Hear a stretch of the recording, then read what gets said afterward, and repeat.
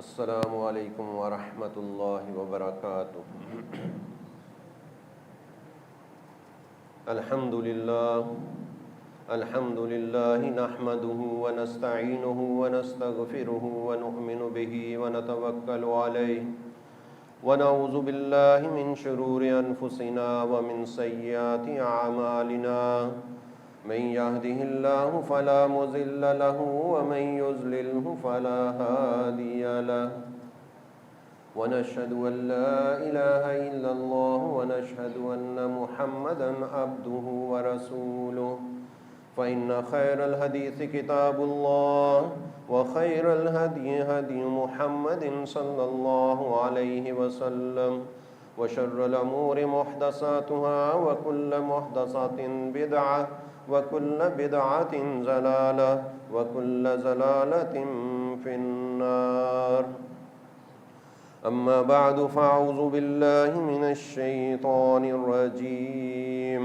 بسم الله الرحمن الرحيم۔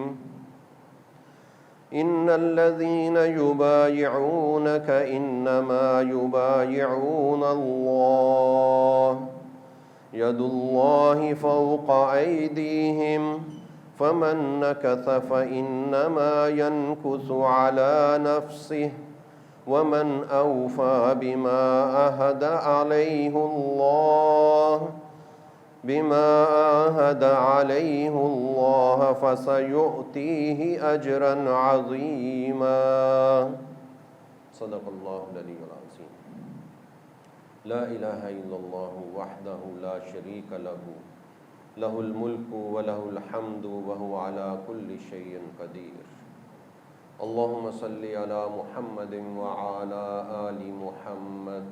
كما صليت على إبراهيم وعلى آل إبراهيم إنك حميد مجيد۔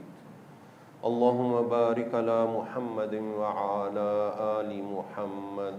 كما باركت على إبراهيم وعلى آل إبراهيم إنك حميد مجيد۔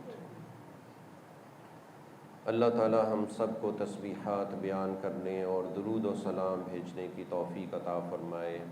آمین ثم آمین۔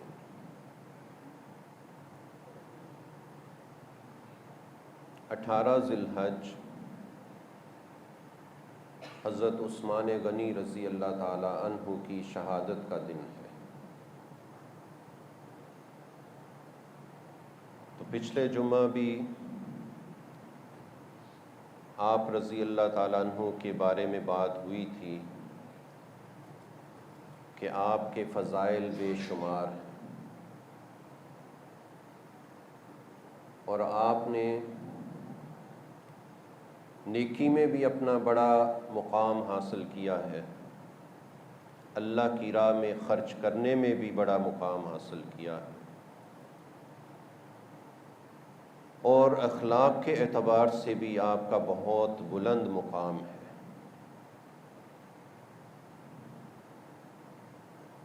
تو بہت زیادہ خوبیوں والے، بہت زیادہ فضائل والے حضرت عثمان غنی رضی اللہ تعالیٰ عنہ، تو ان کی شہادت بھی بہت بڑی شہادت ہے۔ حضرت عثمان رضی اللہ تعالیٰ عنہ جو لوگوں سے محبت رکھنے والے، لوگوں کی خیر خواہی کرنے والے، لوگوں کی ضروریات پوری کرنے والے، اور مسلمانوں کی ہر موقع پر مدد کرنے والے، اتنی مدد کہ رسول اللہ صلی اللہ علیہ وسلم نے فرما دیا کہ اے عثمان، اب تو جو مرضی کر لے، تو جنت میں جائے گا۔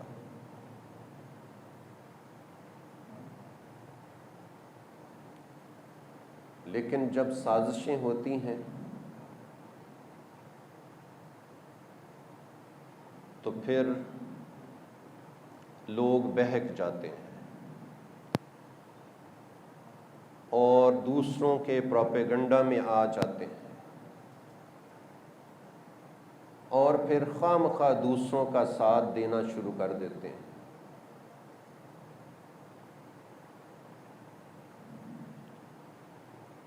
بغیر سوچے سمجھے، بغیر غور و فکر کے،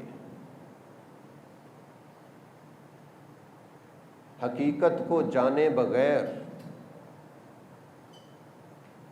تو ان سب خامیوں کے سبب پھر وہ اپنی دنیا بھی تباہ کر لیتے ہیں اور اپنی آخرت بھی تباہ کر لیتے ہیں۔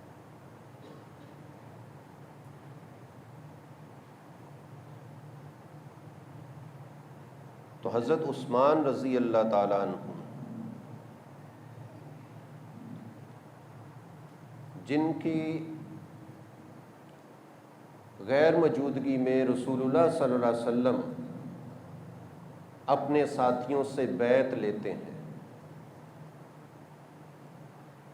کہ ہم تب تک نہیں جائیں گے واپس جب تک کہ عثمان رضی اللہ تعالیٰ عنہ کا بدلہ نہیں لے لیتے، اور اللہ تعالیٰ سورہ الفتح میں 2 جگہوں پہ اس بات کا ذکر کرتے ہیں، ایک آیت نمبر 10 ہے اور ایک آیت نمبر 18 ہے، اور دونوں جگہ پہ اللہ تعالیٰ اپنی رضا کا اعلان کرتے ہیں، خوش ہوتے ہیں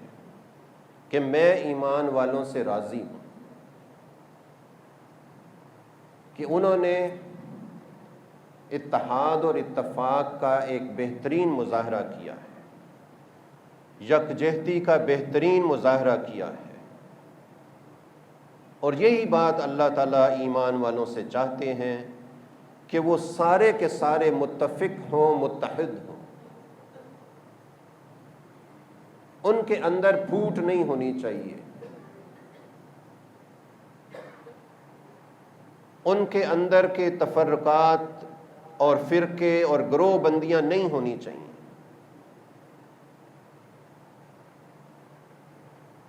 اس لیے کہ ان سب کا اللہ ایک ہے، ان سب کا رسول صلی اللہ علیہ وسلم ایک ہے، ان سب کی شریعت قرآن ایک ہے، لہذا سب کو متفق رہنا چاہیے، متحد رہنا چاہیے۔ اور اسی بات کا ذکر اللہ تعالیٰ نے کرتے ہوئے کہا کہ میں ایمان والوں سے راضی ہوں۔ اور سورہ توبہ کی آیت نمبر 72 میں اللہ تعالیٰ فرماتے ہیں وَرِضْوَانٌ مِّنَ اللَّهِ أَكْبَرُ، کہ اللہ کی رضا بہت بڑی چیز ہے، جس سے اللہ راضی ہو جائے اس کے بڑھ کر کوئی چیز نہیں ہے۔ رسول اللہ صلی اللہ علیہ وسلم نے ہمیں عبادات سکھائی ہیں تو اس لیے کہ ہم نے اللہ کو راضی کرنا ہے، اس لیے کہ اللہ کی رضا ہی سب سے بڑی چیز ہے۔ اللہ راضی ہو گیا تو سب خیر ہے، اور اگر اللہ معاف فرمائے اللہ ناراض ہو گیا تو دنیا کی ساری نعمتیں بھی آپ کے لیے بیکار ہیں، ان کا کوئی فائدہ نہیں ہے۔ لہذا اللہ تعالیٰ کی رضا سب سے بڑی رضا، بڑی بات ہے، اسی کی فکر سب مسلمانوں کو ہونی چاہیے۔ اور یہ اتنی بڑی بات ہے کہ جب سارے مسلمان اللہ کی رضا کے لیے کریں گے کام تو پھر کوئی ان کے درمیان فرق نہیں رہے گا، کوئی اختلاف نہیں رہے گا، سب ایک دوسرے سے محبت کریں گے، اس لیے کہ سارے اللہ کی رضا چاہتے ہیں۔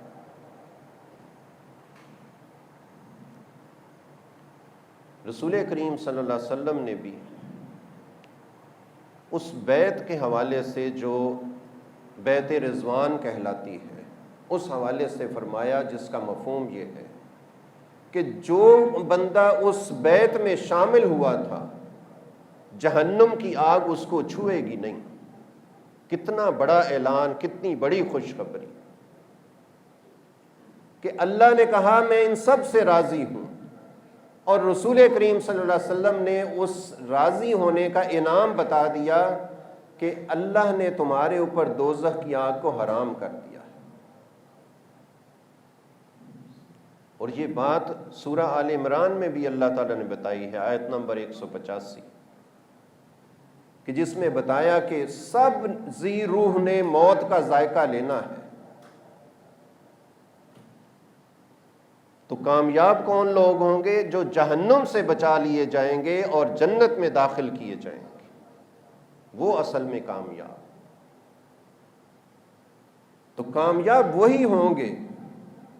جو اللہ کی رضا چاہتے ہیں، اپنی عبادات میں بھی، اپنے معاملات میں بھی، اپنے کاروبار میں، اپنی جاب میں، ہر جگہ اللہ کی رضا جو چاہتا ہے وہ کامیاب ہے۔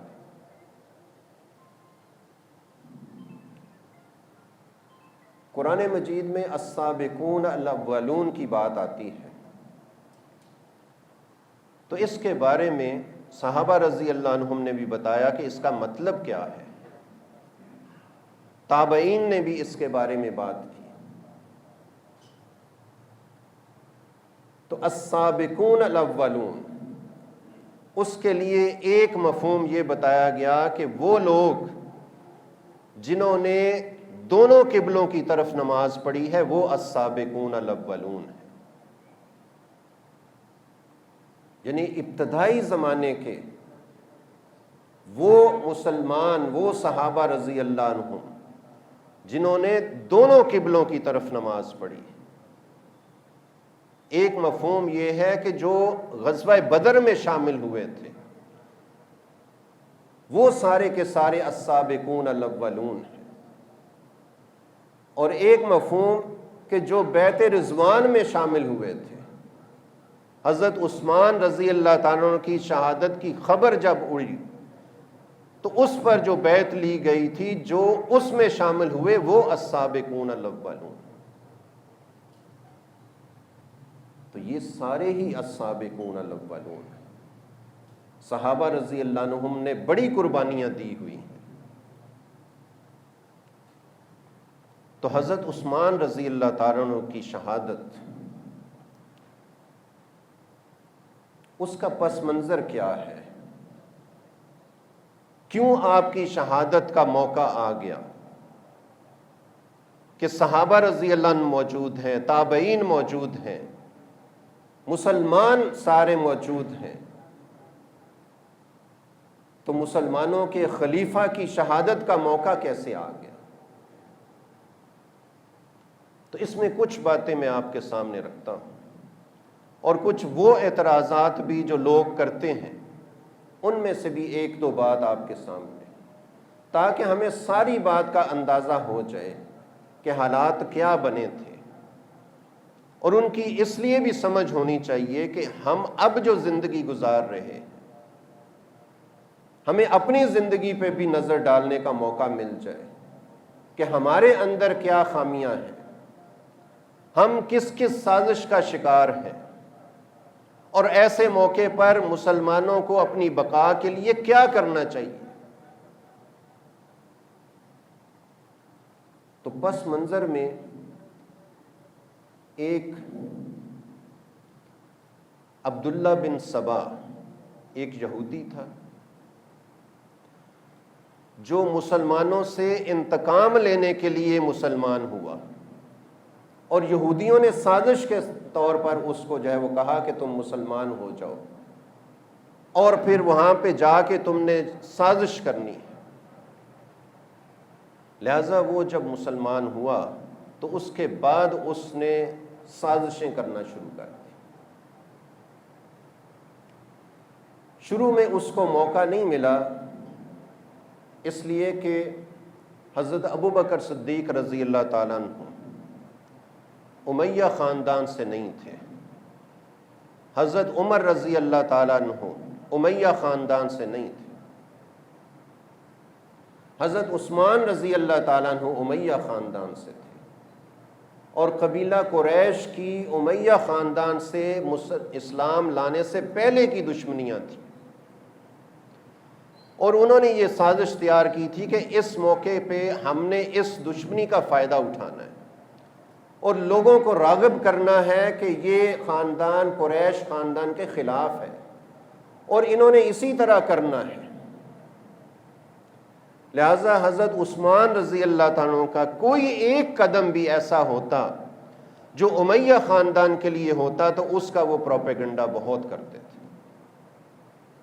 تو ایک طرح سے عبداللہ بن سبا نے، جو یہودی تھا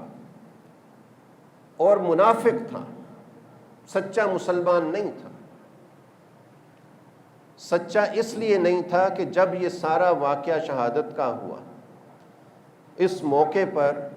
حضرت علی رضی اللہ تعالیٰ عنہ نے اس کو بلا کر اس کے نظریات جاننے کے بعد اس سے کہا کہ توبہ کرو، اگر تم توبہ نہیں کرو گے تو میں تمہیں آگ میں جلا دوں گا۔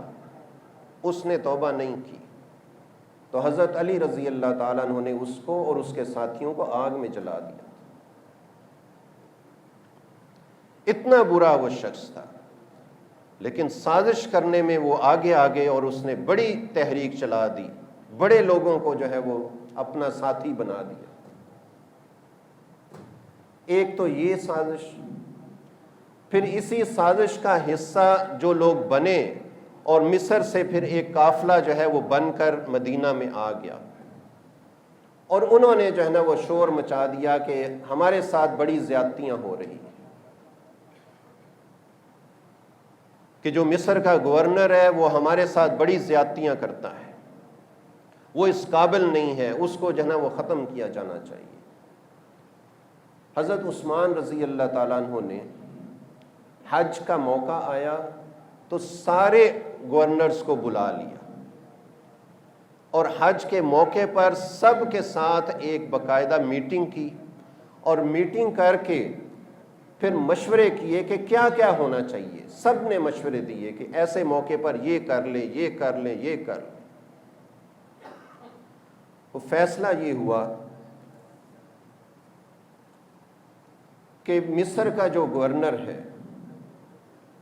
اس کو معزول کر دیا جائے، اور اس کی جگہ نئے گورنر کو جو ہے نا وہ مقرر کیا جائے۔ تو حضرت عثمان رضی اللہ تعالیٰ عنہ نے یہ بات تسلیم کی، اور پھر کہا کہ بھئی ان کو کہہ دیں کہ وہ خود ہی جو ہے وہ اپنا گورنر جو ہے وہ منتخب کر لیں، تاکہ پھر ہم اگر کوئی مقرر کریں گے تو پھر نہ کوئی وہ شور کر لیں۔ تو انہوں نے کہا کہ بھئی محمد بن ابی بکر جو ہے وہ ہمارے گورنر ہوں، تو آپ نے ان کا جو ہے وہ مقرر کرنے کا اعلامیہ جاری کر دیا۔ پھر بعد میں بہرحال پھر وہ مسئلہ ہوا، پھر جو ہے وہ نئے احکامات جاری کیے، تو یہ ایک کام ہوا۔ دوسرا، کوفہ کے جو گورنر تھے ان کے بارے میں کافی شکایات تھیں، تو حضرت عثمان رضی اللہ تعالیٰ عنہ نے ان کو بھی معزول کیا، اور ان کی جگہ ایک بزرگ صحابی حضرت ابو موسیٰ اشعری رضی اللہ تعالیٰ عنہ، ان کو جو ہے وہ گورنر بنا دیا گیا۔ تیسری بات اس میٹنگ میں یہ طے ہوئی کہ ہر سال حج کے موقع پر عام مسلمانوں کی شکایتیں بھی سنی جائیں گی، اور اس کے اوپر جو بھی ان کی شکایتیں ہوں گی ان کو ازالہ کیا جائے گا۔ تو حضرت عثمان رضی اللہ تعالیٰ عنہ نے بڑی ہی عقل مندی سے یہ سارے اقدامات کیے تاکہ یہ شور شرابہ ختم ہو جائے، لیکن حقیقت میں جو تحریک عبداللہ بن سبا نے چلائی تھی وہ تو یہ چاہتے ہی نہیں تھے کہ اصلاح ہو جائے، وہ تو چاہتے تھے کہ ایسے موقع پر حضرت عثمان رضی اللہ تعالیٰ عنہ کو شہید کیا جائے، ان کو ختم کیا جائے،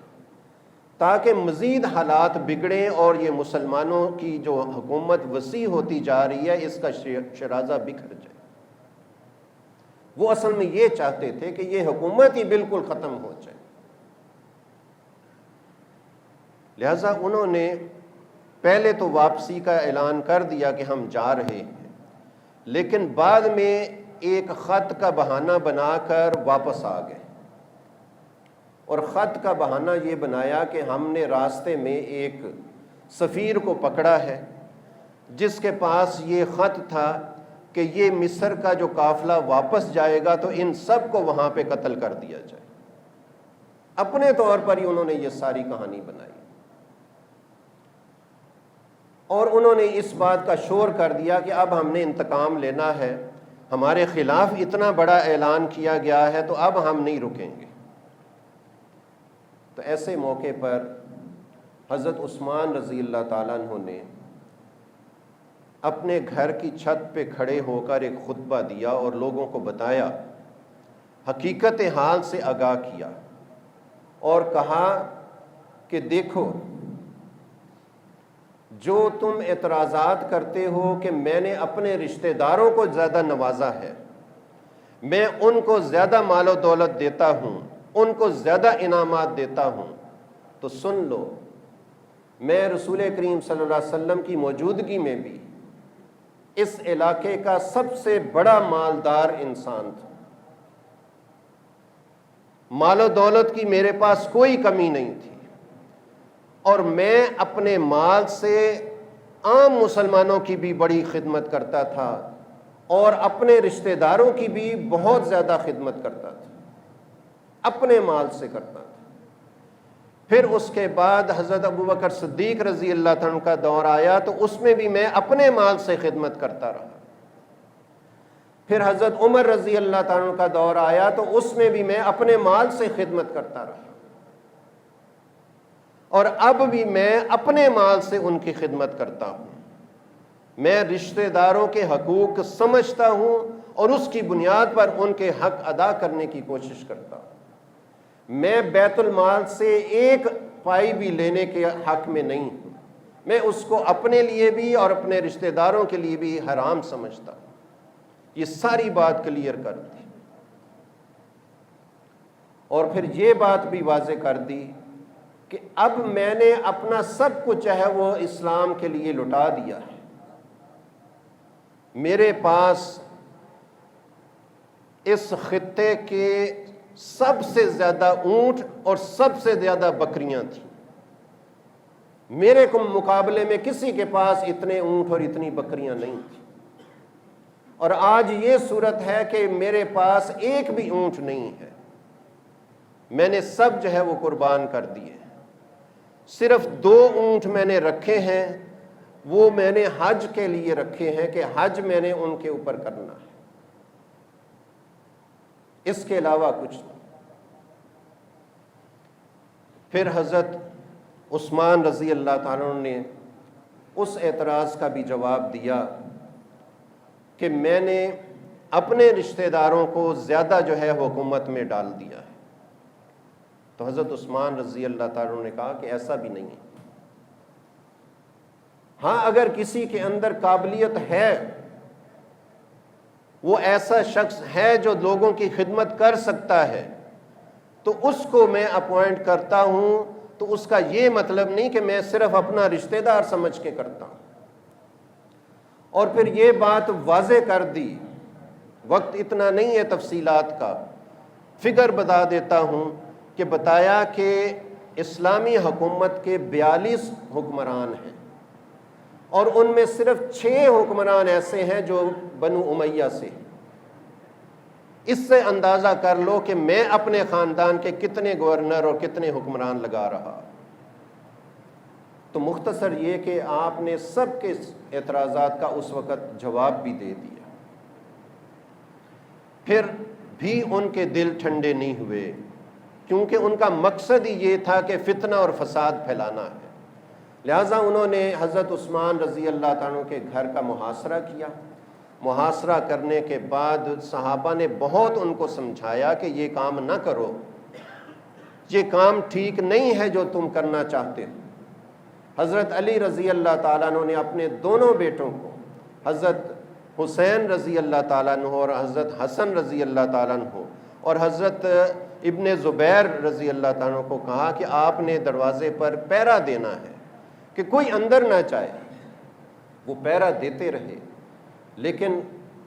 بلوائیوں نے، حملہ کرنے والوں نے ان کو بھی زخمی کیا اور پھر پیچھے سے دیواریں پھلانگ کے اندر چلے گئے، اور حضرت عثمان رضی اللہ تعالیٰ عنہ کو شہید کر دیا، اور ان کے خون کے قطرے قرآن پہ جو ہے وہ لگے۔ جس آیت پر وہ خون کے قطرے لگے اس کا مطلب یہ تھا کہ تیرے لیے اللہ کافی۔ حضرت عثمان رضی اللہ تعالیٰ عنہ کو صحابہ رضی اللہ عنہم نے یہ بھی کہا تھا کہ آپ ہمیں اجازت دیں، ہم سارے مل کر ان کا مقابلہ کرتے ہیں اور ان کو یہاں سے نکال دیں گے۔ تو حضرت عثمان رضی اللہ تعالیٰ عنہ نے کہا کہ میں اپنی حفاظت کے لیے کسی کا خون جو ہے وہ برداشت نہیں کرتا۔ یہ وہ شخص تھے۔ کیا ایسا شخص دنیا کا کوئی لالچ رکھ سکتا ہے کہ جس کے بارے میں اتنی غلط باتیں جو ہے نا وہ لوگ کرتے ہیں؟ صرف اللہ سے ڈرنے والے اور پھر اللہ کے احکامات پر عمل کرنے والے اور اللہ ہی کے حکم کی جو ہے وہ پوری دنیا پر اس کو غالب اور اس کو مقرر کرنے والے۔ تو حضرت عثمان غنی رضی اللہ عنہ کی شہادت بہت بڑی شہادت ہے۔ تو ایسے موقع پہ ہمیں اپنی سیرت کا بھی، اپنے کردار کا بھی جائزہ لینا ہے کہ ہم اگر کسی آزمائش میں آتے ہیں تو ہم اللہ کی رضا کتنی چاہتے ہیں۔ ہمیں اس کا ضرور جو ہے وہ دیکھنا اور سوچنا ہے کہ ہمیں اگر موت آئے گی تو ہم اللہ کے پاس جائیں گے تو کیا ہم بات کر سکیں گے اللہ کو کہ ہم تیرے احکام کو اپنے جسم پر بھی نافذ کر کے آئے ہیں اور تیرے لوگوں کے اوپر بھی اس کو نافذ کر کے آئے ہیں؟ یہ سوچنے اور سمجھنے کی بات ہے۔ دوسرا، سازشوں کو اگر ہم دور کر سکتے ہیں تو صرف اور صرف دین اسلام کی تعلیمات سے کر سکتے ہیں، ایک دوسرے کے ساتھ متحد ہو کر سکتے ہیں، ایک دوسرے کے ساتھ خیر خواہی کر کے کر سکتے ہیں۔ اللہ تعالی ہم سب کو عمل کی توفیق عطا فرمائے۔ آمین۔ وآخر دعوانا الحمد للہ رب العالمین۔